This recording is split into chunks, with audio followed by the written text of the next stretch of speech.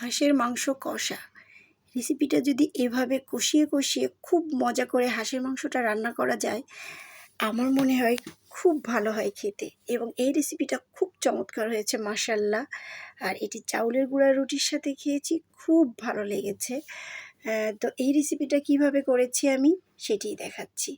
আমি প্রথমে সানফ্লাওয়ার অয়েলের ভিতরে আমি বেশি করে পেঁয়াজ বাটা, রসুন বাটা, আদা বাটা নিচ্ছি। বেশি করে নিতে হবে এই জন্য, যেহেতু কষা আর মশলাটাই হচ্ছে মেন। তো আমি 2 চামচ দিয়ে দিলাম হলুদের গুঁড়ো, আর লাল মরিচের গুঁড়া দিয়ে দিলাম 1 চা চামচ পরিমাণ। দিয়ে আমি ভালো করে মশলাটাকে তেলেই কষাতে থাকবো। তারপর দিয়ে দিচ্ছি একে একে গরম মশলার সব উপকরণ, যেরকম তেজপাতা, এলাচ, দারচিনি, লবঙ্গ, গোলমরিচ সব কিছু দিয়ে আমি একদম কষিয়ে নিচ্ছি। আর আমি যেহেতু এটা কষা কষা করব, তো আমি আরেকটু সানফ্লাওয়ার অয়েল দিয়ে দিলাম, কারণ একটু তেল তেল হলে খুব ভালো লাগবে।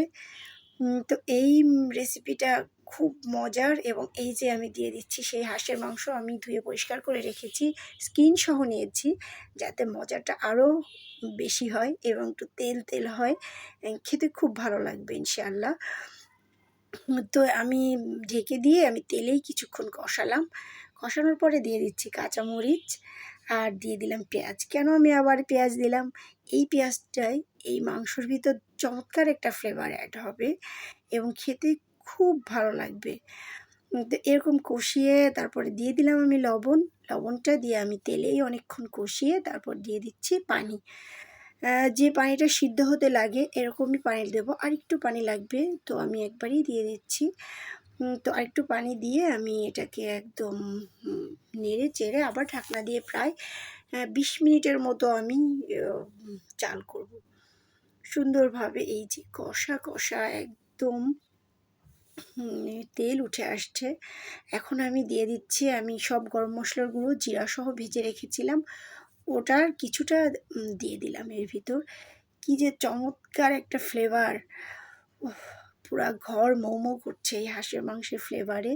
তো এরকম মাখা মাখা হয়ে গেছে, এখন আমি এটাকে সুন্দর একটা সার্ভিং ডিশে সার্ভ করব।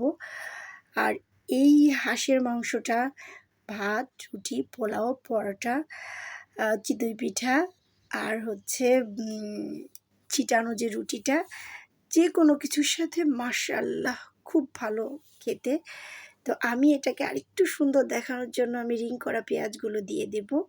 আর আমি এর জন্য চাউলের গুঁড়া রুটি বানিয়েছি, এটা দিয়েই খাবো।